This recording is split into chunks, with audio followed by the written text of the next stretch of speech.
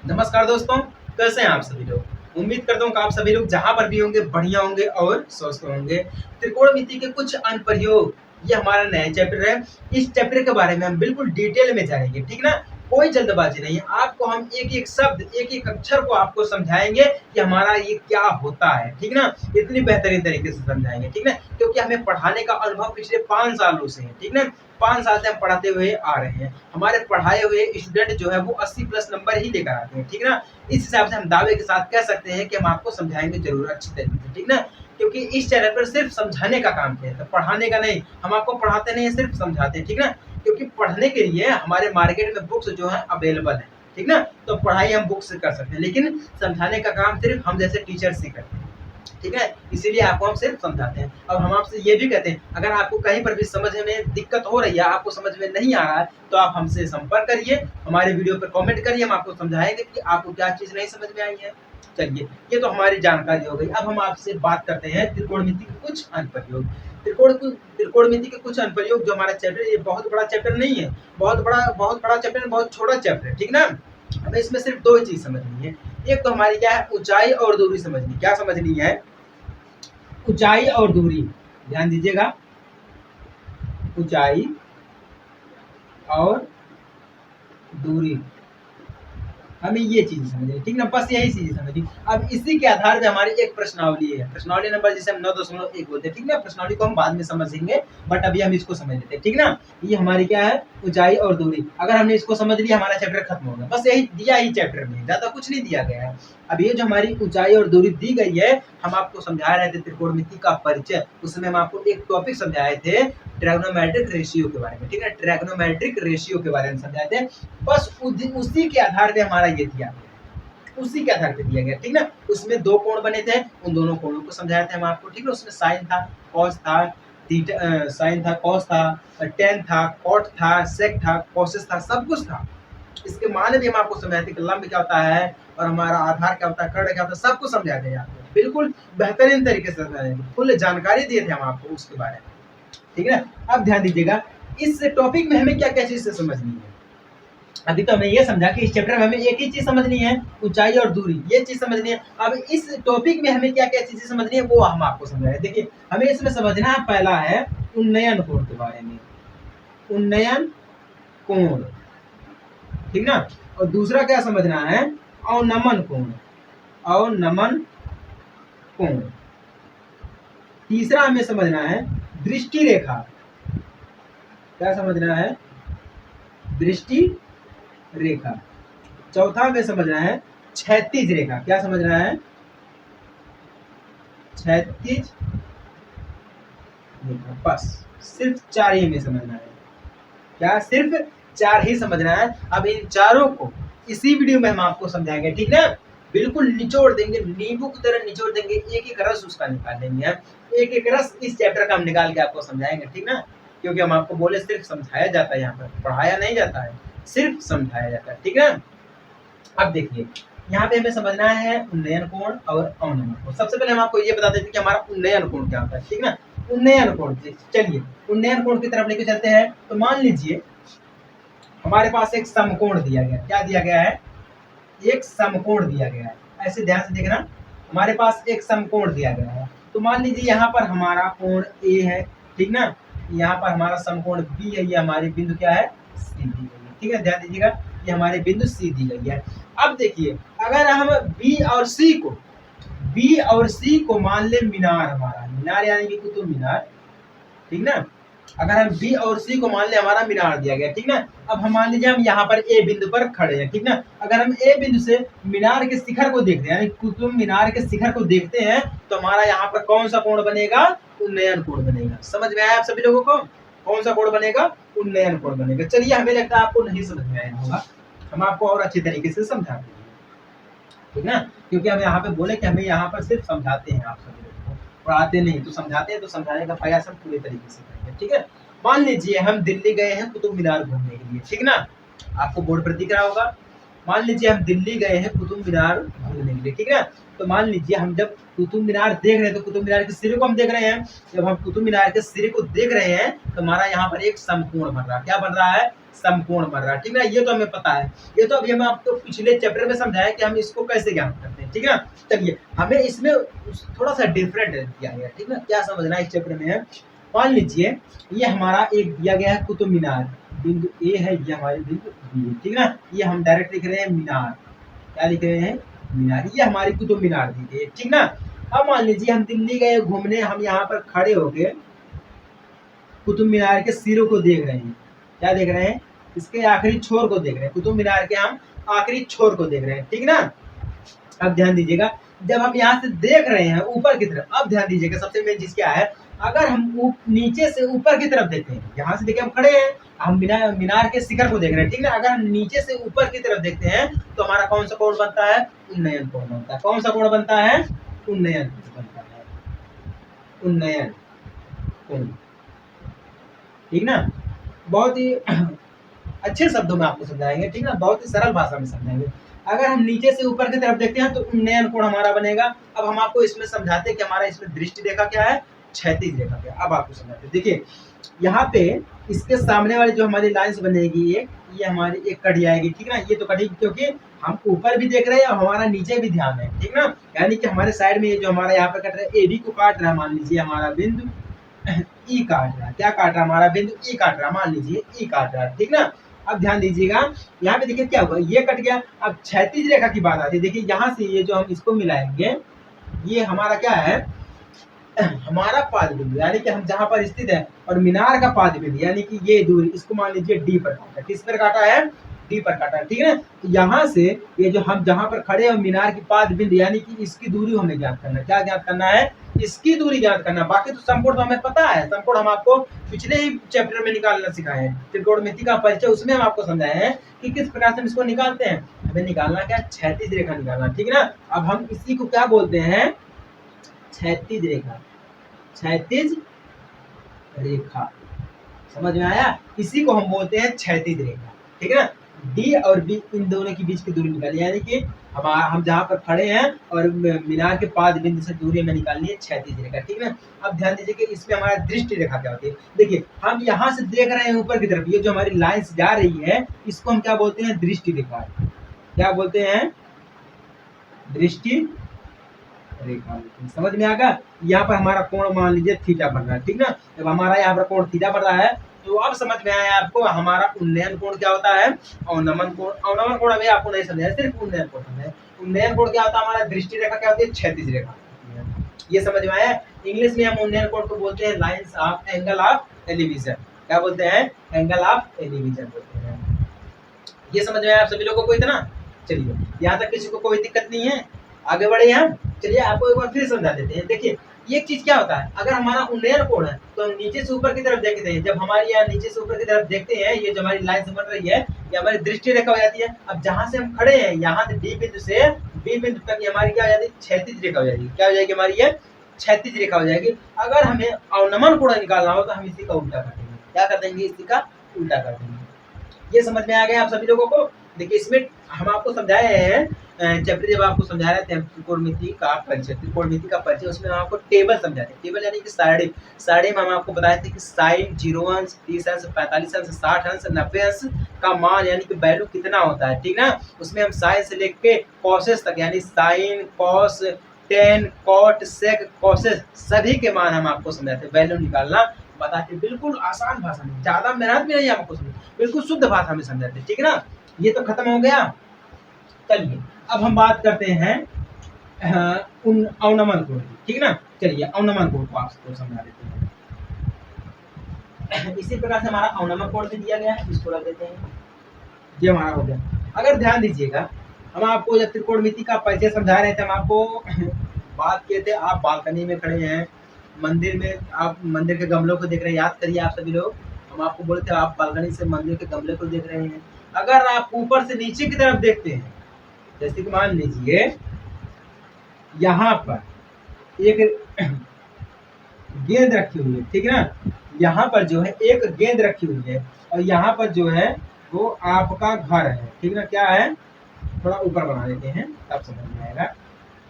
यहाँ पर जो है वो आपका घर बना है, ठीक ना, ये आपका घर बना है। आप यहाँ पर खड़े होकर इस बॉल को देख रहे हैं।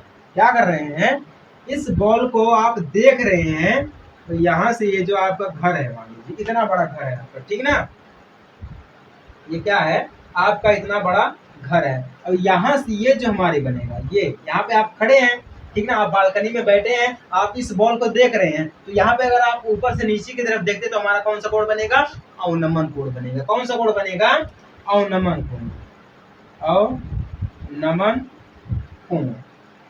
बस इतना समझ में आ गया। अब देखिए बात करते हैं, अवनमन कोण तो हमारा बन गया यहाँ पर, ठीक ना, ये हम इसको मिला दिए इस प्रकार से, ये हमारा हो गया अवनमन कोण, ठीक ना, अवनमन कोण। यहाँ पे हमने क्या किया है? ऊपर से नीचे की तरफ देखा था, थीटा मान लीजिए हमारा हो गया है, ठीक ना।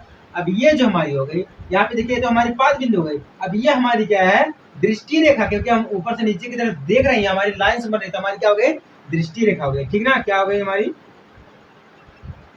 दृष्टि रेखा हो गई। अब ध्यान दीजिएगा, इसके सामने जो हमारी जाएगी लाइन, ये हमारी लाइन क्या हो जाएगी? क्षैतिज रेखा। क्षैतिज रेखा। बस इतना दिया गया है। समझ में आया आप सभी लोगों को? अवनमन कोण, उन्नयन कोण हमारा क्या होता है? ज्यादा कुछ नहीं दिया गया इसमें, नहीं ज्यादा कुछ समझना भी नहीं है, बस इतना ही दिया गया है। अगर हम ऊपर से नीचे की तरफ देखते हैं तो अवनमन कोण लगेगा, यानी कि एंगल ऑफ डिप्रेशन। अगर हम नीचे से ऊपर की तरफ देखते हैं तो हमारा एंगल ऑफ एलिवेशन, यानी कि उन्नयन कोण लगेगा। बस इतना दिया गया है। ये हमारी क्या हो जाएगी? क्षैतिज रेखा हो जाएगी, ये हमारी दृष्टि रेखा हो जाएगी, बाकी है तो ये हमारी यहाँ से 5 बिंदु हो जाएगी। बस खत्म हो गया हमारा चैप्टर, कुछ नहीं दिया गया इसमें, बस इतना ही दिया गया है। अगर आप बोले तो हम आपको और भी आगे कुछ समझा दें, क्योंकि यहाँ पे समझाने का काम किया जाता है। हम आपको पहले ही बोले सिर्फ समझाने का काम किया जाता है, ठीक ना।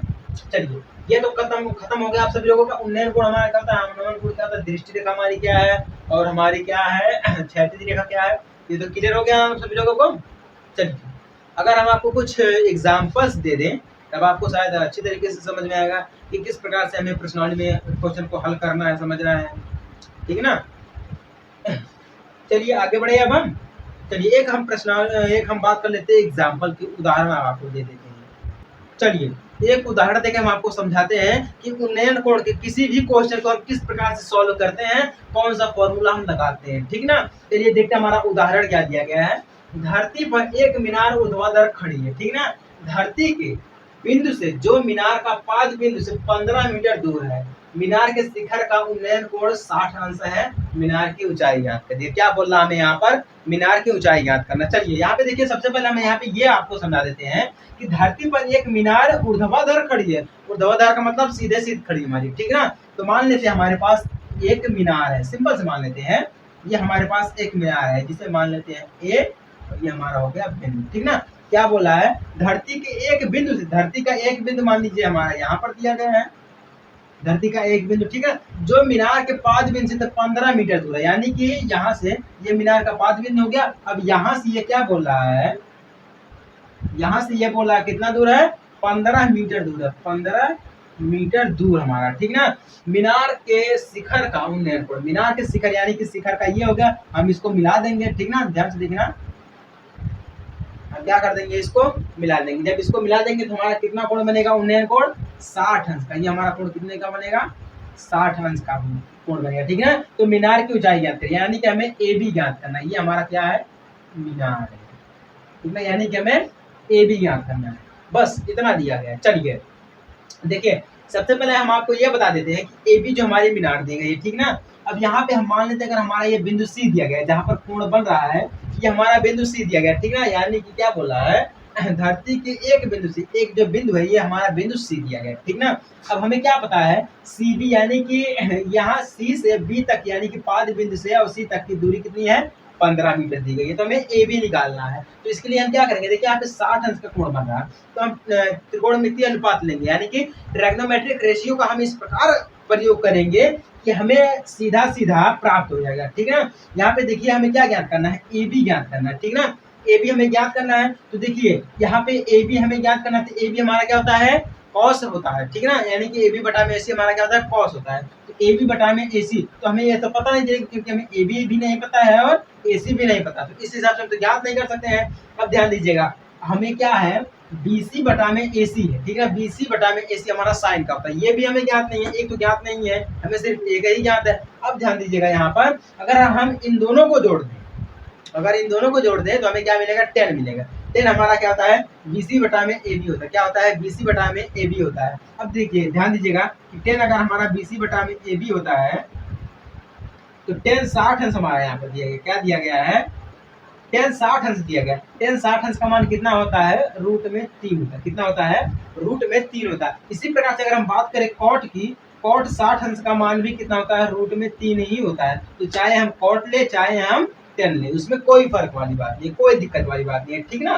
तो हमारा 10 60 अंश बराबर कितना हो जाएगा, रूट में 3 हो जाएगा, कितना हो जाएगा, रूट में 3 हो जाएगा। तो हमें ज्ञात क्या करना है, तो 10 हमारा दिया गया, तो 10 हमारा कितना होता है, BC बटा में AB होता है, क्या होता है, BC बटा में AB होता है, ठीक है। तो BC बटा में AB होता है, तो BC हमें ज्ञात है तो हम डायरेक्ट रख सकते हैं, रूट में 3 इक्वल BC हमारा कितना दिया गया, 15 दिया गया, AB कितना दिया गया है, AB कितना दिया गया है, ज्ञात नहीं है तो हमें AB ही रख देंगे, ठीक ना। तो डायरेक्टली हम क्या करेंगे, AB को इस साइड में लेकर आएंगे, इक्वल में करेंगे तो हमें कितना मिल जाएगा, 15 रूट में 3 मिल जाएगा, कितना मिल जाएगा, 15 रूट में 3 मिल जाएगा, यानी कि AB हमें प्राप्त होता है। लीजिए आ गया आंसर, यानी कि AB मीनार की ऊंचाई कितनी है, 15 रूट में 3, बस खत्म, कुछ नहीं करना।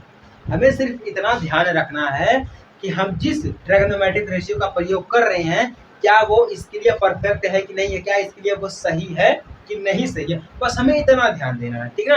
अगर आप सभी लोग इतना ध्यान दे रहे हैं, इतना समझ रहे हैं, तो आपको उन्नयन कोण को अवनमन कोण को हासिल करने के लिए कोई नहीं रोक सकता है, यानी कि उसको हल करने के लिए कोई नहीं रोक सकता। बस इतना मैं कहना चाहता हूँ, ठीक है, बस इतना ही दिया गया है। हमें सिर्फ टेबल की जरूरत पड़ती है, इसीलिए हम आपको त्रिकोणमिति का परिचय जब हम आपको समझा रहे थे तो वहाँ पे हम आपको सरणी समझाते, टेबल समझाते, उसमें हम आपको आसान भाषा में बहुत ही कम समय में और बहुत ही अच्छी तरीके से आपको समझाया कि किस प्रकार से हम वैल्यू निकाल सकते हैं, यानी कि मान ज्ञात कर सकते हैं। वही दिया है, 10 60 अंश का मान रूट में 3 होता है, यानी कि 10 हमारा कितना होता है, BC बटा में AB होता है, तो BC हमारा कितना दिया गया, 15 दिया गया है। AB हमें ज्ञात करना है, तो रूट में 3 बराबर 15 बटे में AB, तो AB बराबर 15 रूट में 3, लीजिए आ गया हमारा AB कितना है, 15 रूट में 3 दिया गया। समझ में आ गया आप सभी लोगों को, बस इतना ही दिया गया है, ये हमारा पहला उदाहरण था। चलिए इसी के साथ हम एक और उदाहरण देख लेते हैं, समझ लेते हैं।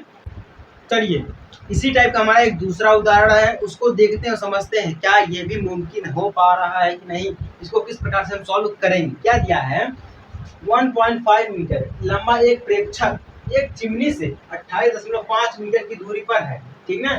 उसकी आंखों से चिमनी के शिखर का उन्नयन कोण 45 अंश है। चिमनी की ऊंचाई ज्ञात करिए, हमसे क्या पूछ रहा है, चिमनी की ऊंचाई क्या होगी। चलिए इसको सॉल्व करते हैं। अब ध्यान दीजिएगा यहाँ पे क्या बोल रहा है, 1.5 मीटर लंबा एक प्रेक्षक, क्या बोल रहा है, 1.5 मीटर लंबा एक प्रेक्षक। तो मान लीजिए यहाँ पर एक प्रेक्षक, यानी कि प्रेक्षक मतलब अपने आप को ही मान लीजिए या हमें ही मान लीजिए, इसकी ऊंचाई कितनी है, या मान लीजिए हम, ठीक ना, अपना एग्जांपल दे रहे हैं, मान लीजिए हम खड़े, ठीक ना, तो हमारी ऊंचाई कितनी है, 1.5 मीटर लंबा है, यानी कि 1.5 मीटर लंबाई दी गई, ठीक ना। और यहाँ पर हमारी एक चिमनी दी गई है, मान लीजिए हमारी क्या दी गई है, चिमनी दी गई है, क्या हमारी है, ठीक है, चिमनी दी गई है। तो ये चिमनी मान लीजिए हमारे पास किस दी गई है, A, और ये हमारी कुछ दी गई है B, ठीक है।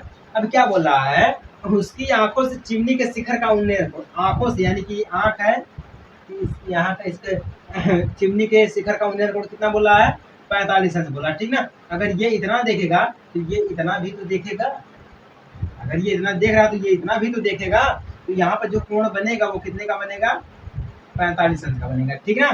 कितने का बनेगा, 45 अंश का बनेगा। तो चिमनी की ऊंचाई ज्ञात कीजिए। अगर यहाँ पे देखिए ये हमारा काट रहा है, तो यहाँ पे अगर हम मान लीजिए इसको बिंदु डी मान लेते हैं, ठीक ना। अब यहाँ पे ये काट रहे हैं तो इसको हम बिंदु मान लेते हैं ई, यानी कि ए बी को काटा बिंदु ई ने, अब ये हमारा जो कोण बना ये बिंदु डी बना, ठीक ना, ये हो गया।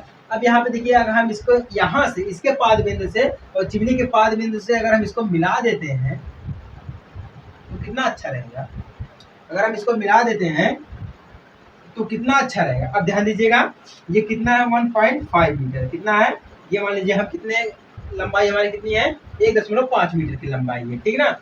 अब यहाँ पे देखिए ये क्या बोल रहा है प्रेक्षक एक चिमनी से, यानी कि ये चिमनी है, ये प्रेक्षक है, ठीक है, 28.5 मीटर की दूरी पर, यानी कि यहाँ से यहाँ तक की दूरी कितनी है 28.5 दी गई, तो 28.5 मीटर की दूरी पर, ठीक ना। अब हमें देखिए इतना ज्ञात है, अब हम क्या कर सकते हैं, देखिए यहाँ पे कोण बन रहा हमारा है ADE, यहाँ पे एक कोण बन रहा है, समकोण है ADE, कोण ADE हमारा ये बन रहा है, ठीक ना। अब ध्यान दीजिएगा, एक तो हमारा यहाँ पे देखिए AE है और एक तो हमारा BE दिया गया, ठीक ना। तो हम ऐसे कर सकते हैं AB बराबर में AE प्लस में BE, ठीक ना। तो AE बराबर में AE आज जिसे बोले BE बोले, ठीक ना। BE बोलेंगे तो अच्छा ही रहेगा, हाँ ठीक है। AE मान लीजिए हमारा कितना दिया है, इसके बराबर 1.5 के बराबर, AE तो हमारा याद होगा BE, ठीक ना।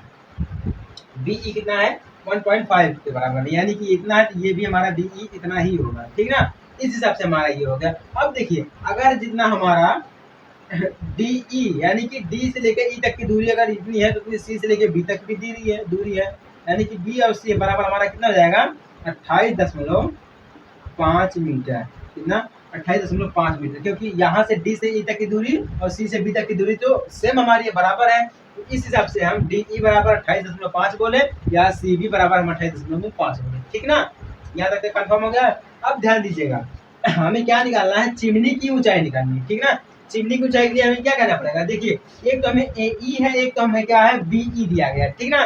तो हम किसी ऐसे त्रिकोणमितीय अनुपात की तलाश में खोजेंगे, तलाश करेंगे कि जो हमें दोनों प्राप्त हो जाए। अब दोनों हमें कहाँ पर प्राप्त होता है, लंब और आधार में दोनों कहाँ पर प्राप्त होता है, टेन में प्राप्त होता है, किसमें, टेन में हमें प्राप्त होता है, लंब और आधार दोनों साथ ही मिलते हैं, ठीक ना। तो इस प्रकार से हम देखेंगे कि टेन की बात करें तो टेन हमारा 45 अंश, क्या जाएगा 10 45 अंश हो जाएगा, इक्वल में AE बटा में DE कर देते हैं, AE बटा में DE कर देते हैं, क्योंकि हमें इतना निकालना तो AB निकालना ना, तो AE मान लीजिए हमारे पास या BE मान लीजिए हमारे पास 1.5 दिया गया है, ठीक है, कितना है 1.5 दिया गया है। तो 10 45 अंश का मान कितना होता है 1 होता है, ठीक है ना। इसीलिए हम आपको बोले टेबल याद कर लेने, क्योंकि यहाँ पे वैल्यू जो है वो बहुत ही जरूरी है, ठीक है ना। तो 10 45 अंश का मान कितना होता है 1 होता है। AE हमें नहीं पता, तो BE भी हमें नहीं पता है। तो मान लीजिए अगर हमारे पास ये AE ही दिया गया, क्या हो AE ही दिया गया हो, इस प्रकार से माने,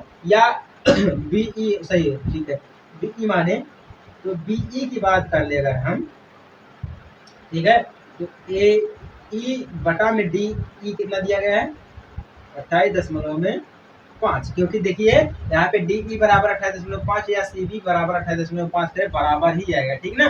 तो कितना हमारा हो जाएगा AE बराबर 28.5, कितना हो जाएगा 28.5 हो जाएगा, ठीक ना। अब देखिए हमें AB निकालना है, तो AB बराबर देखिए BE हमें ज्ञात है, BE हमें ज्ञात है कितना है 1.5 मीटर है, ठीक ना। और AE हमें कितना मिल गया 28.5 मिल गया, ठीक ना। तो इस हिसाब से हम क्या करेंगे 28.5 प्लस में 1.5 टोटल कितना जाएगा 30 मीटर, कितना जाएगा 30 मीटर, यानी कि AB बराबर कितना है 30 मीटर, बस खत्म खत्म खलास, इतना ही दिया गया है।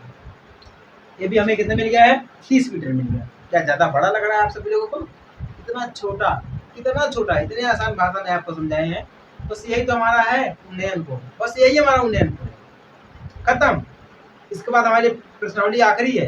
इस प्रश्नावली को सॉल्व करने के लिए हम आपको दो ट्रिक बताएंगे, एक तो हमारा शॉर्ट ट्रिक हो जाएगा, दूसरा लॉन्ग ट्रिक हो जाएगा, ठीक ना। शॉर्ट ट्रिक हमारा कब काम आएगा, जब आपको आपके बोर्ड एग्जाम में ऑब्जेक्टिव क्वेश्चन देखने को मिलेगा, ऑब्जेक्टिव मतलब बहुविकल्पी क्वेश्चन देखने को मिलेंगे, तब आपको शॉर्ट ट्रिक लगाना होगा, ठीक ना। अगर आपको जैसे कि 6 नंबर का क्वेश्चन आ गया है, 5 नंबर का क्वेश्चन आ गया है, 4 नंबर का क्वेश्चन आ गया है, इस टाइप के मिलेंगे, तो आपको लॉन्ग ट्रिक का प्रयोग करना पड़ेगा, ठीक ना। दोनों ट्रिक मैं आपको समझाऊंगा और बहुत ही कम समय में समझाऊंगा, ठीक है, बहुत ही अच्छी तरीके से समझाऊंगा, बिल्कुल शुद्ध NCERT में समझाऊंगा, ठीक ना, हिंदी मीडियम में पढ़ाऊंगा, ठीक, क्योंकि यहाँ पे देखिए पढ़ाने का काम है, सॉरी समझाने का काम है, पढ़ाने का नहीं। पढ़ाने के लिए या पढ़ने के लिए हमें तो हमारे मार्केट में बुक्स जो है अवेलेबल है, बट हम यहाँ पे समझाते थे, इस YouTube चैनल पर आपको सिर्फ समझाने का काम करेंगे।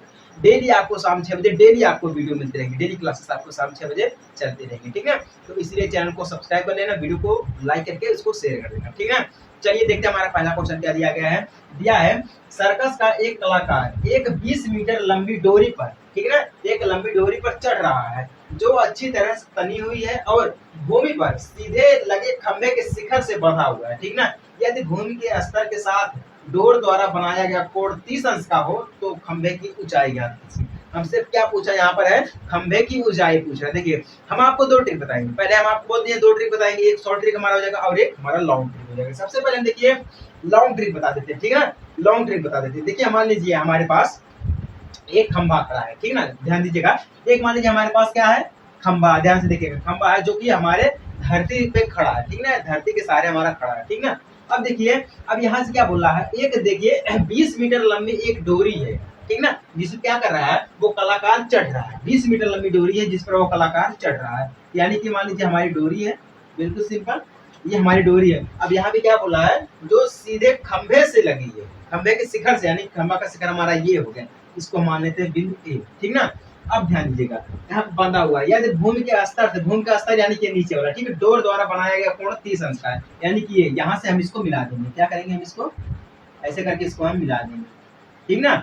लीजिए हमारा मिल गया। अब क्या बोल रहा है, द्वारा बनाया गया कोण कितने अंश का है, 30 अंश का। यहाँ पर कितने अंश का कोण बन रहा है, 30 अंश का कोण बन रहा है, ठीक ना। तो खंभे की ऊंचाई याद कीजिए। अब यहाँ पे देखिए जो हमारा भूमि यानी कि यहाँ से एक बिंदु हमारी, मान लीजिए हमारी एक बिंदु है, यहाँ पर हमारा बंधा हुआ खूंटा, खूंटा बंधा हुआ यानी कि रस्सी बंधी हुई है खूंटे में, ठीक ना। तो हम इसको मान लेते हैं सी और यहाँ पर इसको मान लेते हैं हम बी। ध्यान दीजिएगा ये हमारा हो गया सी, यानी कि ए बी सी हमारा क्या बन गया, एक समकोण बन गया। क्या बन गया हमारा, एक समकोण बन गया। अब आगे बढ़े। अब क्या बोल रहा है, कलाकार एक 20 मीटर लंबी, यानी कि ये जो हमारी रस्सी दी गई कितने मीटर की है, 20 मीटर की, ठीक है, कितने के 20 मीटर हो गया। अब यहाँ तक कंफर्म हो गया आप सभी लोगों को। चलिए अब इतना तो अगर मुझे लगता है कि अगर हम इतना डायग्राम बना दिया आप लोगों को समझ में आ जाना चाहिए, ठीक ना। देखिए अब हम यहाँ पे क्या मानेंगे, देखिए यहाँ पे हमें क्या है, हम आपको बोले जब हम आपको ट्रायगोनोमेट्रिक रेशियो पढ़ा रहे थे, समझा रहे थे, तो उसमें हम आपको बोले थे कि देखिए कोण के सामने वाली रेखा जो होती है हमेशा लंब होती है। क्या होती है, कोण के सामने वाली रेखा हमेशा लंब होती है, ठीक ना। अब इसके साथ वाली है जो हमारी बीसी गई है हमारी आधार होती है, ठीक ना। अब ध्यान दीजिएगा यहाँ पे देखिए हमारा लंब क्या है, ए बी दिया गया, तो हम यहाँ पे मानेंगे साइन, क्या मानेंगे, साइन 30 अंश, क्योंकि देखिए हमें क्या ज्ञात करना है, ए बी ही ज्ञात करना है, ठीक ना, ए बी ज्ञात करना है। तो ए बी यानी कि हमें लंब ज्ञात करना, लंब के लिए हम क्या लगाते हैं, साइन लगाते हैं, क्या लगाते हैं, साइन लगाते हैं। तो साइन 30 अंश का मान लेंगे, ठीक है। हम आपको हमेशा बोले हैं अगर आपको ट्रायगोनोमेट्रिक समझना है, पढ़ना है, उसके जितने भी क्वेश्चन दिए सभी को सॉल्व करना है, तो आपको सारणी याद करना पड़ेगा, सारणी यानी कि टेबल आपको याद करनी पड़ेगी, ठीक ना। और टेबल हम आपको समझाए हैं बहुत अच्छी तरीके से, बहुत ही आसान भाषा में हम आपको समझाए कि टेबल किस प्रकार से याद की जाती है और कितने कम समय में याद की जाती है, ठीक ना। चलिए साइन हमारा क्या होता है, अब हमें क्या याद करना, साइन का मतलब हमारा होता है लंब बटा में आधार, सॉरी लंब बटा में कर्ण होता है। तो लंब हमारा क्या दिया गया है, ए बी दिया गया है, ठीक ना, कर्ण हमारा क्या दिया गया है, ए सी दिया गया है। अब साइन 30 अंश की वैल्यू यानी कि मान कितना होता है, 1/2 होता है, ठीक ना। अब ए बी क्या हमारा है, ए बी दिया गया, तो ए बी ज्ञात नहीं है तो हमें ए बी ज्ञात करना, तो ए बी बटा में ए से हमारा कितना दिया गया है, 20 दिया गया है, ठीक ना। तो हम यहाँ पे कर सकते हैं ए बी इक्वल, इसको हम बटा में कर देंगे तो इधर जाएगा हमारा क्या हो जाएगा, 2/20 ऐसे कर सकते हैं, तो टोटल हमारा कितना जाएगा, 10 आ जाएगा, यानी कि 10 मीटर, यानी कि खंभे की ऊंचाई कितनी हो जाएगी, 10 मीटर हो जाएगी। या हम इसे ये भी इस रूप में भी लिख सकते हैं, ए बी इक्वल 2 × 20, ठीक ना, तो कितना हो जाएगा, 40 हो जाएगा, 40 यानी कि 10 चौके हमारा हो जाएगा 40। लीजिए आ गया, यानी कि कुल मिलाकर यही बात आ रही है, यहाँ पे आपका आंसर कितना होगा, 10 मीटर होगा, यानी कि ए बी यानी खंभे की लंबाई कितनी है, 10 मीटर है, बस खत्म, इतना ही दिया गया है। अब चलिए शॉर्ट ट्रिक हम आपको क्या बोल रहे थे, देखिए हमें ए बी तो पता नहीं है, ठीक है, तो हम मान लेंगे यानी कि इसको खंभे की ऊंचाई यानी कि मान लेंगे हम क्या है, एच। शॉर्ट ट्रिक देखिए हमारा क्या है, ऊंचाई हम मान लेंगे एच है, ठीक ना। अब आपको सिर्फ एक ही चीज याद रखना, वैल्यू किसकी, साइन कॉस टेन, ठीक ना, और कॉसेस कॉट सेक की वैल्यू याद रखना, उसके बाद आपको सब कुछ याद हो जाएंगे, ठीक ना। हमने क्या मान लिया, ए बी यानी कि एच मान लिया है, एच यानी कि हमारा क्या होता है, ऊंचाई यानी कि हाइट होती है, ठीक ना। अब साइन 30 अंश का मान 1/2 होता है, ठीक ना। तो एक का गुणा अगर हम यहाँ पे ए बी की जगह पे अगर हम एच रख दें तो इसका करेंगे तो एच ही आएगा, तो ठीक ना, तो h/2 हो जाएगा, h/2 हो जाएगा, 20 कर देंगे, ठीक ना। तो 2h = 20 यानी कि h बराबर कितना जाएगा, 2 × 2/20 यानी कि 10 आ जाएगा, ठीक ना। इस प्रकार से भी हम रख सकते हैं। तो समझ में आ गया आप सभी लोगों को। इस प्रकार से हम ज्ञात करते हैं वैल्यू, और इस प्रकार से हम क्वेश्चन को सॉल्व करते हैं। कितना कम समय लगा, बहुत ही कम समय लगा। ये तो समझाने के लिए आपको इतना समय लग गया है, वरना अगर हमें लगाना रहता, बोर्ड एग्जाम अगर हमें क्लियर करना रहता तो ज्यादा से ज्यादा 2 मिनट लगता, 2 मिनट से ज्यादा नहीं लगता, ठीक ना। अगर हमें ऑब्जेक्टिव में इसको ट्रिक मारना रहता तो सिर्फ 1 सेकेंड, 1 से 2 सेकेंड। अगर हमें लॉन्ग में लगाना रहता है, यानी 5 नंबर का क्वेश्चन जो रहता है, 6 नंबर का क्वेश्चन रहता है, ज्यादा से ज्यादा 3 से 4 मिनट लगता है, बस खत्म हो जाता है, ठीक है ना। तो इस प्रकार से आप भी इसको लगा सकते हैं। समझ में आया हमारा पहला क्वेश्चन। इसी प्रकार से हमारा दूसरा क्वेश्चन दिया गया। चलिए दूसरे क्वेश्चन को भी समझ लेते हैं, देख लेते हैं। दूसरा क्वेश्चन देखते हैं क्या दिया गया है, किस प्रकार से दिया गया है, इसको कैसे हम सॉल्व करेंगे, इसका भी शॉर्ट ट्रिक और लॉन्ग ट्रिक देख लेते हैं। क्या है, आंधी आने से एक पेड़ टूट जाता है और टूटा हुआ भाग इस तरह मुड़ जाता है कि पेड़ का शिखर जमीन को छूने लगता है। क्या करता है, जो टूटा हुआ भाग है वो जमीन को छूने लगता है, ठीक है। और इसके साथ 30 अंश का कोण बनाता है। कितने अंश का, 30 अंश का कोण बनाता है, ठीक है। पेड़ के पाद बिंदु से, ठीक है, पाद बिंदु की दूरी जहां पेड़ का शिखर जमीन को छूता है 8 मीटर है, ठीक ना। कितना है, 8 मीटर है। पेड़ की ऊंचाई ज्ञात कीजिए। क्या हमें याद करना है, पेड़ की ऊंचाई ज्ञात करना है। सबसे पहले हम आपको एक डायग्राम बनाना सिखा देते हैं, ठीक है ना। देखिए ये मान लीजिए हमारा एक सिंपल सा सीधा सा पेड़ है, ठीक है ना। एक हमारा ये पेड़ है, ठीक ना। इसे हम कह लेते हैं बी और इसे हम सी डैश मान लेते हैं। क्या मान लेते हैं, सी डैश हमारा दिया गया, ठीक ना। ये हमारा सिंपल सा पेड़ दिया गया, ठीक ना। अब उसको क्या बोलता है, पेड़ हमारा टूट गया है। तो ऐसे आंधी के आने के कारण हमारा जो पेड़ है वो टूट गया। तो मान लीजिए हमारा पेड़ जो है वो बीच से टूटा है, वो बिंदु हमारा ए दिया गया है। मान लीजिए हमारा पेड़ जो है वो बीच से टूटा है और बिंदु हमारा ए है, यानी कि बी ए बिंदु से हमारा पेड़ टूट गया। अगर ये हमारा टूटा हुआ भाग कुछ इस प्रकार से जमीन को छूता है, क्या करता है, जमीन को छूता, कुछ इसी प्रकार से जमीन को छुएगा, ठीक है। यहाँ से टूटा, ऐसे ऐसे करके आके सीधे क्या करेगा, ये जमीन को टच कर देगा। कैसे करेगा, ये यहाँ से टूटा, यहाँ से आके जमीन को ये टच कर देगा, ठीक है ना। अब ये क्या बोला, इसको हम मान लेते हैं सी। क्या मान लेते हैं, सी मान लेते हैं। अब यहाँ पे क्या बोला, पेड़ के पाद बिंदु की दूरी जहां से, जहां पेड़ का शिखर ये जमीन को टच करता है। अगर ये पेड़ का शिखर ये, तो ये जमीन को यहीं पर टच करेगा। यहाँ से क्या बोला है, इसकी कितनी दूरी, यानी कि सी और बी यानी कि बीसी की दूरी कितनी है, 8 मीटर दी गई। कितनी दी गई है, 8 मीटर दी गई है। अब हमें पेड़ की ऊंचाई ज्ञात करना है, यानी कि पूरे पेड़ की ऊंचाई ज्ञात करना है, ठीक ना। अब पूरी ऊंचाई ज्ञात करने के लिए हम सबसे पहले ए बी को ज्ञात करेंगे, इसको ज्ञात करेंगे, ए बी को ज्ञात करेंगे। और इसी के साथ ये क्या बोला है, इसके साथ 30 अंश का कोण बनाता है। कितने का, यहाँ पे कितने का कोण बनेगा, 30 अंश का कोण बनेगा। समझ में आ गया आप बात को ना। देखिए अगर इस टाइप के क्वेश्चन को, यानी ट्रिगोनोमेट्रिक के जितने भी क्वेश्चन दिए गए सभी को अगर हम डायग्राम के माध्यम से बनाएंगे, ठीक है, अगर हम चित्र के माध्यम से बनाएंगे तो हमें ज्यादा आसानी हो जाएगी समझने की, ठीक ना।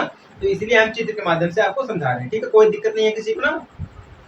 चलिए अब आगे बढ़े। मान लीजिए देखिए यहाँ पे हमें क्या ज्ञात करना है, ए बी ज्ञात करना है। ए बी यानी कि कोण के सामने वाली हमारी क्या हो जाएगी, लंब हो जाएगी। कोण के सामने वाली क्या हो जाएगी, लंब हो जाएगी। लेकिन अब याद रखिएगा आपको, हमें सी भी ज्ञात करना है, यहाँ पे सी डैश भी ज्ञात करना है, ठीक है ना। तो इसके लिए हम कुछ और नहीं कर सकते हैं, हम यहाँ पे सीधे मान लेंगे 10 हमारा क्या दिया गया है, ठीक है ना। हम इसको मानेंगे 10 में हमारा क्या होता है, हमारा लंब भी ज्ञात हो जाता है और आधार भी ज्ञात हो जाता है, ठीक ना। तो आधार हमें दिया गया है, हमें सिर्फ लंब को यही ज्ञात करना। तो आधार हमें दिया गया, सिर्फ लंब को ज्ञात करना है। तो हम क्या करेंगे, 10 का प्रयोग, क्योंकि उसमें लंब और आधार दोनों दिया है, ठीक है ना। तो 10 मानेंगे। क्या है, 10 कितने अंश का है, 30 अंश का, ठीक ना। इक्वल कर देंगे हम। 10 का मतलब क्या होता है, लंब बटा में आधार। लंब हमारा कितना दिया गया है, ए बी दिया गया है, ठीक ना। आधार कितना दिया गया है, बी सी दिया गया है, ठीक ना। अब देखिए 10 30 अंश का मान कितना होता है, 1/√3। हम आपको हमेशा बोलते हैं, अगर आपको ट्रिगोनोमेट्रिक क्वेश्चन को सॉल्व करना है, आपको सारणी यानी कि टेबल आपको याद होनी बहुत ही जरूरी है। इसके लिए हम आपको समझाए हैं, शॉर्ट ट्रिक भी समझाए हैं, ठीक ना। देखिए इसका कितना 10 30 अंश का मान कितना हो जाता है, 1/√3, ठीक ना। ए बी हमें ज्ञात नहीं है, ए बी हम ज्ञात करेंगे, तो ए बी हमारा हो गया, ठीक ना। बटा में बी सी हमें कितना दिया गया है, 8 दिया गया है। कितना दिया गया है, 8 दिया गया है। देखिए अब हम अगर त्रिज्या गुणा कर दे, या हम इस प्रकार से ए बी का इसमें गुणा कर दे, तो ए बी हमें प्राप्त हो जाएगा, ठीक ना। इक्वल कर दे हम डायरेक्टली, तो हमारा 8√3 यानी कि 8/√3 आ जाएगा, ठीक ना। इतना मिल जाएगा आप सभी लोगों को, यहाँ तक किसी को कोई दिक्कत नहीं है। यानी कि ए बी हमें कितना मिल गया है, 8 रूट में 3, यानी कि 8 रूट में 3 हमें मिल गया है। इस प्रकार से हम बोल रहे हैं, ठीक ना, कंफर्म हो गया। अब हमें ज्ञात क्या करना है, ए और सी डैश, यानी कि टूटा हुआ भाग, यानी कि जिसे हम या सी ए बोले या ए सी बोले, ठीक है ना, यही तो हमारा भाग है, यही तो हमारा आगे यहाँ पे जुड़ा हुआ है, जमीन से टच कर रहा है, यही वाला भाग जमीन से टच कर रहा है। या तो हम सी ए सी को ज्ञात करें, या तो हम ए सी डैश को ज्ञात करें, या तो हम इसको ज्ञात करें, या तो हम इसको ज्ञात करें, ठीक है, हमें यही प्राप्त होगा। चलिए अब हम बात करते हैं ए सी के लिए। हम चलिए ए सी को ही ज्ञात कर लेते हैं।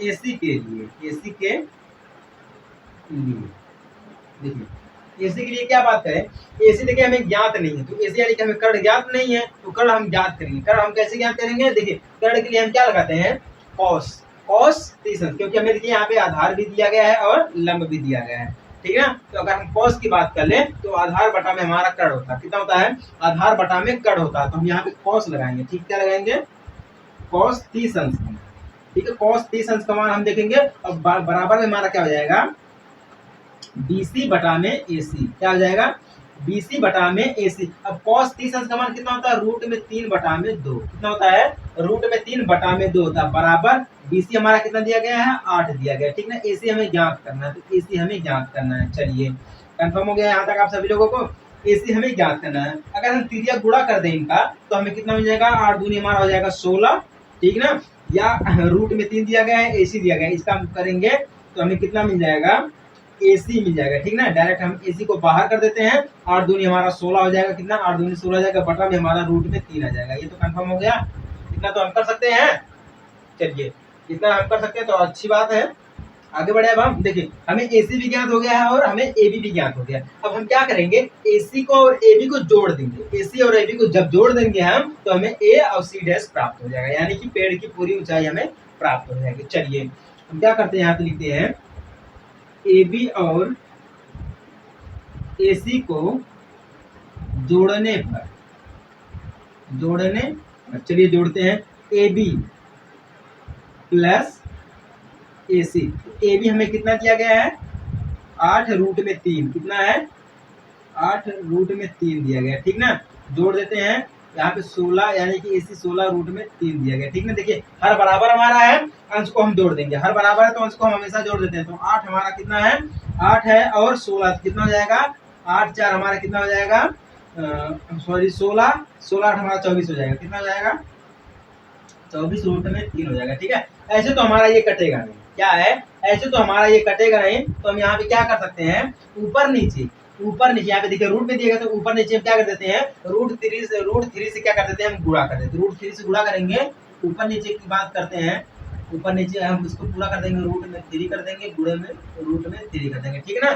तो रूट से 3 हमारा क्या हो जाएगा, कैंसिल, तो टोटल हमारे पास कितना बच जाएगा, हमारे देखिए 6 चौके हमारा कितना हो जाता है, 24 हो जाता है, 6 दूनी 12, 6 3 18, 6 चौके हमारा हो जाएगा 24 हो जाता है, या 8 त्रिक का हमारा कितना हो जाएगा, 24। डायरेक्टली बात कर दें तो 8 रूट में 3 कितना हो गया, 8 रूट में हमारा हो गया 3, इज द राइट आंसर, ठीक ना। यही हमारा इसका भी हो जाएगा, किसका हो जाएगा, इसका भी हो जाएगा, ऐसे हम ज्ञात कर सकते हैं, ठीक ना।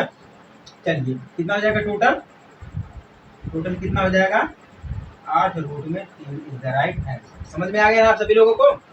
देखिए अब शॉर्ट ट्रिक मैं आपको बता देता हूँ, शॉर्ट ट्रिक में कुछ नहीं करना, आपको बस एक चीज करना है। देखिए क्या करना है, हमें AB पता नहीं था तो हम AB को ज्ञात कर लिए हैं, AB अगर हमें ज्ञात हो गया तो हम AC को ज्ञात कर देते, बस हमारा वही आंसर आ जाता है। AC को ज्ञात करके हमें AC और AB को जोड़ देंगे, बस हमारा आंसर आ जाएगा, और कुछ नहीं करना है। बस आपको इतना पता होना चाहिए कि हमारा यहाँ पे जो बन रहा है लंब हमें निकालना, अगर हमारा आधार दिया गया, अगर हमें लंब निकालना है तो हम किसका प्रयोग करेंगे, 10 का प्रयोग करेंगे, ठीक ना। अगर हमें लंब भी नहीं दिया है और आधार भी नहीं दिया, अगर हमें सिर्फ कर्ण दिया गया है तो हम किसका प्रयोग करेंगे, साइन का प्रयोग करेंगे। ऐसे भी हम बोल सकते हैं, किसका, साइन का प्रयोग करेंगे, ठीक ना। अगर हमें आधार दिया है और लंब दिया तो हम किसका प्रयोग करेंगे, कॉस का प्रयोग करेंगे। ये सब आपको याद होना बहुत ही जरूरी है। जब तक आप इसको याद नहीं करेंगे तब तक आप इस त्रिकोणमिति के जितने भी क्वेश्चन दिए गए त्रिकोणमिति के क्वेश्चन को आप सॉल्व कर ही नहीं पाएंगे बिना सारणी, ठीक ना। तो उम्मीद करता हूँ आपको ये दूसरा क्वेश्चन समझ में आ गया होगा। इसी टाइप का हमारा तीसरा भी क्वेश्चन दिया गया है, आप उसको एक बार अपने आप से प्रयास करना, ठीक ना। हम आपको होमवर्क के रूप में दे रहे हैं, आप उसको एक बार घर पे करना और समझाना हमें कि किस प्रकार से ये लगता है, ठीक ना। अगर आप कर ले जाएंगे तो अच्छी बात है, अगर नहीं कर पाएंगे तो आप कमेंट कर देना किस तरह से नहीं हो पा रहा है, आप हमें बता दीजिए, यानी कि हमें समझा दीजिए, ठीक ना। चलिए इसी के साथ हमारा तीसरा भी क्वेश्चन खत्म हो गया, तीसरा हम आपको होमवर्क के रूप में दे दिए। चलिए अब हम डायरेक्टली आते हैं क्वेश्चन नंबर 4 पे। चलिए चौथे क्वेश्चन को याद करते हैं। तीसरा क्वेश्चन तो हम आपको होमवर्क के रूप में दे दिए। चलिए चौथे क्वेश्चन को देखते हैं, समझते हैं किस टाइप का ये क्वेश्चन दिया गया है, बोर्ड एग्जाम में पूछा जा सकता है कि नहीं पूछा जा सकता। क्या दिया गया है, भूमि के एक बिंदु से जो मीनार के पाद बिंदु से 30 मीटर दूरी पर है, ठीक ना, मीनार के शिखर का उन्नयन कोण 30 अंश है, मीनार की ऊंचाई ज्ञात करिए। क्या बोल रहा हमसे है, ये मीनार की ऊंचाई ज्ञात करने को बोला है। चलिए हम आपको एक डायग्राम बनाते हैं, दिखाते हैं, ठीक है। यहाँ से क्या बोला है, भूमि के एक बिंदु से, ठीक ना, भूमि के एक बिंदु से, मान लीजिए हमारा यहाँ पर एक बिंदु दिया गया है, ठीक ना, पाद बिंदु से 30 मीटर दूरी है, यानी कि एक मीनार है। क्या है, मीनार है। तो मान लीजिए हमारे पास एक क्या दिया गया है, मीनार दिया गया है ए, और ये हमारा मीनार दिया गया है बी, ठीक ना। ए भी हमारा एक मीनार दिया गया है, ठीक ना। मीनार के पाद बिंदु से, पाद बिंदु यानी कि ये नीचे वाली 30 मीटर दूरी पर मीनार के शिखर का उन्नयन कोण है, यानी कि 30 मीटर दूरी, यानी कि इधर से अगर हम 30 मीटर दूरी अगर हम इधर थोड़ा सा बढ़ा दें, ठीक ना, और हम इसको ऐसे मिला दें,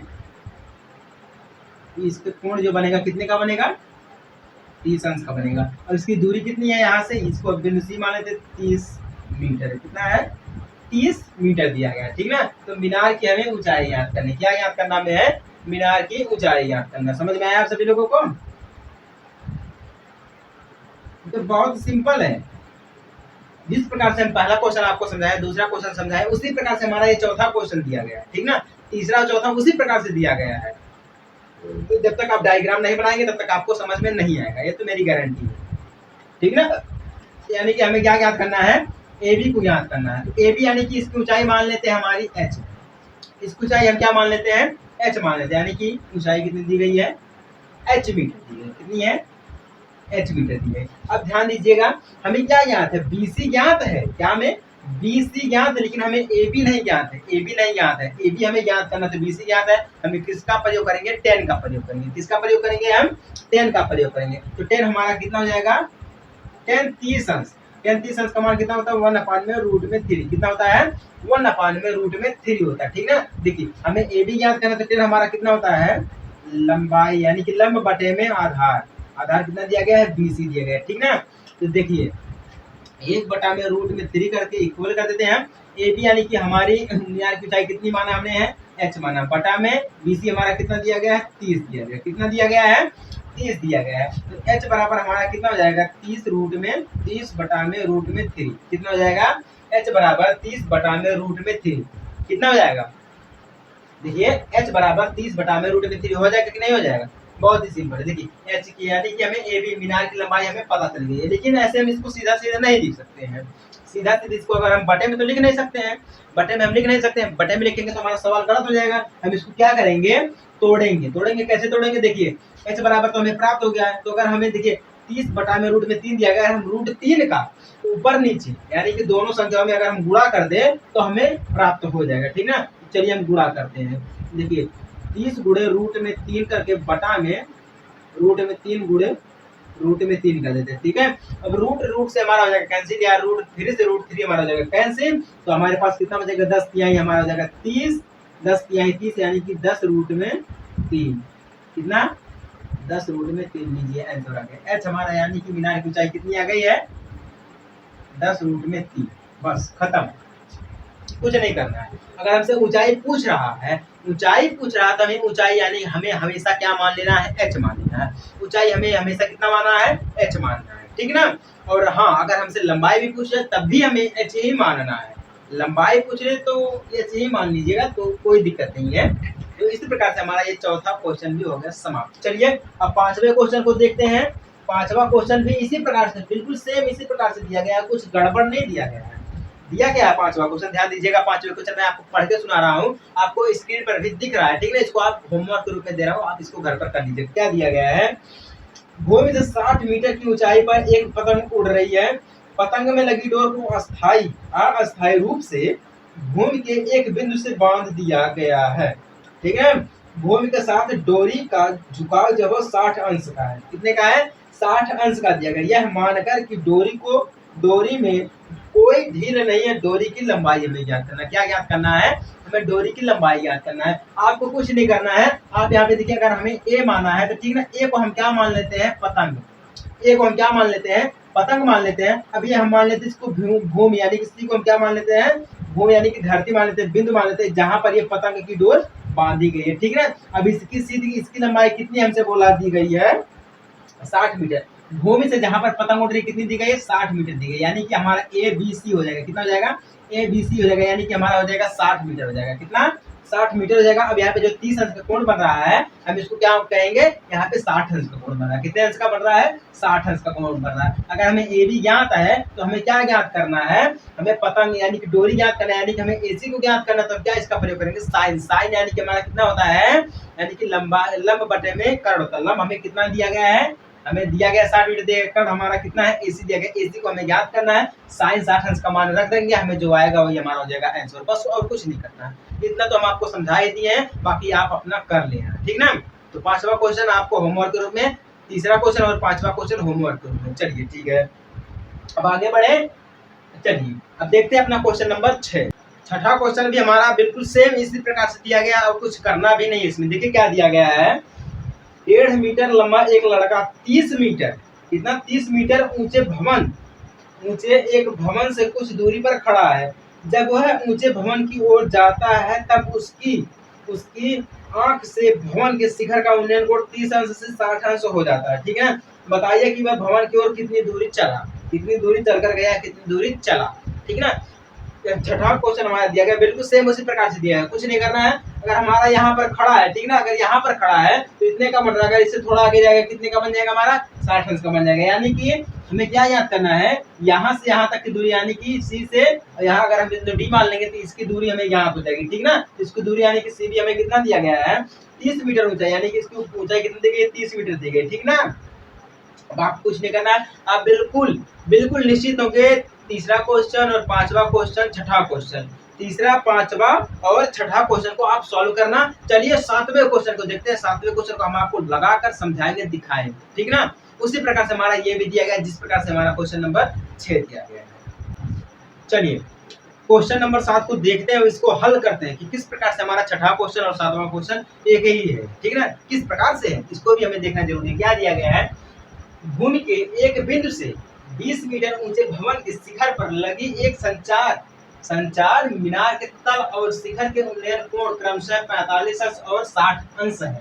मीनार की ऊंचाई याद कीजिए। मीनार की ऊंचाई याद करना में यहाँ पर दो कोण दिए गए, ठीक है। एक तो 45 अंश का दिया गया और एक को हमारा 60 अंश का दिया गया है। चलिए इसको सॉल्व करके दिखाते हैं आपको। तो एक भवन मान लीजिए, एक भवन दिया गया है, ठीक है। तो भवन मान लीजिए हमारा दिया गया है कुछ इस टाइप से, ठीक ना। इस टाइप से हमारे पास एक भवन दिया गया है, ए बी सी, ये हमारा क्या दिया गया है? भवन दिया गया, ठीक है। भवन की क्या बोला? एक तो 45 अंश बोला था, भवन हमारा कितना हो जाएगा? एक हो जाएगा 45 अंश का हो जाएगा। कितने का हो जाएगा? 45 अंश का हो जाएगा, ठीक ना। अब बिंदु से एक 20 मीटर ऊंचे भवन, 20 मीटर यानी कि बीसी कितना हो जाएगा हमारा? 20 मीटर। कितना हो जाएगा? 20 मीटर हो जाएगा। अब क्या बोल रहा है?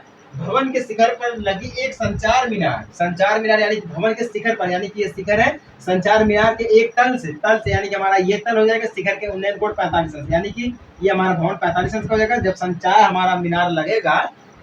मीनार लगे तो कितना हो जाएगा? 60 अंश का कोण बनेगा। 60 अंश का कोण बनेगा, यानी कि हम इसको मान लेते हैं यहाँ वाली बिंदु, क्या मान लेते हैं इसको ये बिंदु मान लेते हैं, ठीक ना। इसको हम यहाँ से लाके इसके तल पर मिला देते हैं। क्या करते हैं? तल पर मिला देंगे तो पूरा कोण कितने का बनेगा? 60 अंश का बनेगा। कितने का बनेगा? 60 अंश का बनेगा। इसको हम मान लेते हैं डी। क्या मान लेते हैं इसको? डी मान लेते हैं। अब यहाँ से डीसी की लंबाई कितनी हो जाएगी? मान लेते हैं हमने क्या मान लिया है? X metre. कितना माना हमने है? एक्स मीटर माना है। और ए बी को हमने क्या माना है? Y metre. कितना माना है? वाई मीटर माना है, ठीक ना। कंफर्म हो गया। यानी कि हमारा यहाँ पे देखिए समकोण बना है। समकोण हमारा एबीसी दिया गया। कितना दिया गया है? एबीसी दिया गया। तो बीसी हमारा कितना हो जाएगा? बीसी हमारा कितना हो जाएगा? 20 मीटर। कितना है? 20 मीटर हो गया है। और ए बी हमारा कितना हो जाएगा? हमने माना है वाई माना है, ठीक ना। और डी सी हमने कितना माना है? एक्स माना है। बस इतना हो गया ना कंफर्म। अब किसी को कोई दिक्कत नहीं है। अब चलिए तो हम समकोण यहाँ पे देखते हैं, समकोण ए बी सी। देखिए समकोण ए बी सी को देखते हैं, सिर्फ हम ए बी सी यानी कि भवन को देखते हैं। भवन में हमें देखिए क्या ज्ञात है, हमें बी सी ज्ञात है, हमने ए बी को मान लिया है, ठीक ना। अब हमें क्या देखना है, कर्ण निकालना, हमें क्या निकालना है, कर्ण निकालना है। तो हमें देखिए अगर हमें लंबाई और आधार दिया गया तो कर्ण हम अपने आप ही निकाल सकते हैं। क्या कर सकते हैं, हम अपने आप ही निकाल सकते हैं। तो देखिए हमें जब कर्ण निकालना रहेगा यानी कि हमें लंबाई में और आधार दोनों दिया है, यानी कि हमें 10 मिला है। क्या मिला हमें, 10 मिला है। तो क्या कर सकते हैं यहाँ पर 10 पहले देखेंगे 45 अंश का मान, ठीक ना। तो 45 अंश बराबर यानी कि हमारा कितना हो जाएगा, लंबाई हो जाएगा, लंबाई यानी कि बीसी बटा में ए बी, कितना बीसी बटा में ए बी। 10 45 अंश का मान हमेशा कितना होता है, 1 होता है, ठीक ना। तो बीसी हमारा कितना दिया गया, 20 दिया गया, बटा में ए बी हमने क्या माना है, वाई माना है। तो वाई बराबर हमारा कितना हो जाएगा, 20 हो जाएगा। वाई बराबर हमारा कितना हो जाएगा, 20 हो जाएगा। यानी कि वाई बराबर हमें कितना मिल गया, यानी कि ए बी हमें कितना मिल गया है, 20 मीटर मिल गया। कितना मिल गया है, 20 मीटर मिल गया है। कंफर्म, किसी को कोई दिक्कत नहीं, आता है ना।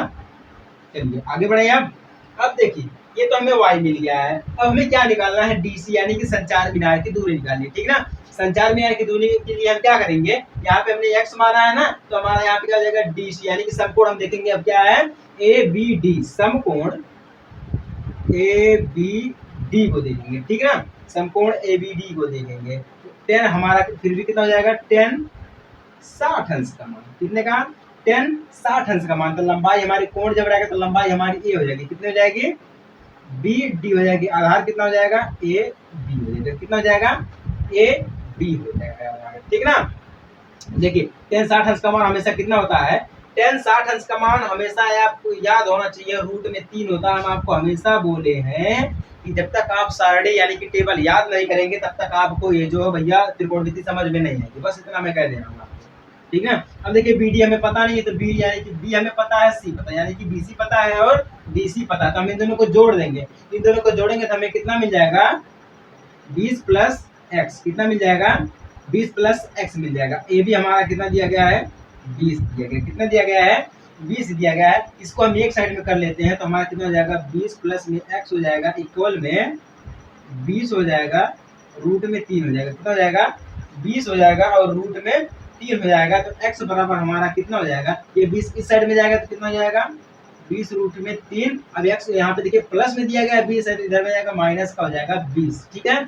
इसका हो जाएगा माइनस का हो जाएगा 20। टोटल हमारा यहाँ पर कितना आ गया है, 20 आ गया, ठीक ना। 20 को कॉमन करेंगे, अगर हम 20 को कॉमन करेंगे तो 20 आ जाएगा, कॉमन हो गया। रूट में हमारा 3 आ जाएगा, कॉमन हमने किया है तो 20 की जगह पे 1 हो जाएगा, माइनस का 1 हो जाएगा ब्रैकेट में, ठीक ना। 20 ये आ गया हमारा आंसर। यानी कि यहाँ से यहाँ तक यानी कि संचाय बारंबार तक की दूरी कितनी हो गई है, यानी कि x जो हमने माना था ये कितना हमारा हो गया है, 20 रूट में 3 माइनस का 1। कितना हो गया, 20 रूट में 3 माइनस का 1 हो गया। बस खत्म, इतना ही दिया गया है।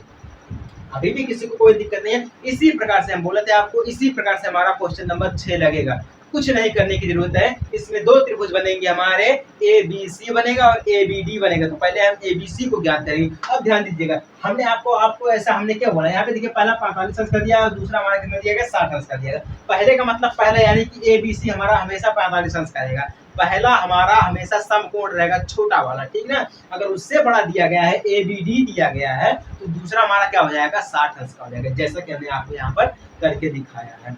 समझ में आ गया, किसी को कोई दिक्कत नहीं है। आपको हमने पहला करा दिया, दूसरा करा दिया, तीसरा आपको हमने होमवर्क के रूप में दे दिया, चौथा करा दिया, पांचवा छठा होमवर्क के रूप में दे दिया, सातवां हम आपको क्लियर करा दिया, ठीक है। सातवां खत्म हो गया है।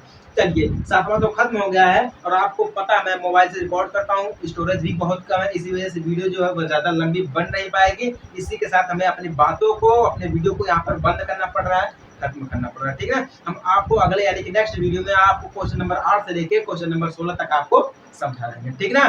चलिए मिलते हैं आपसे हम अगले वीडियो में छोटे से ब्रेक के बाद, तब तक के लिए जय हिंद, वंदे मातरम।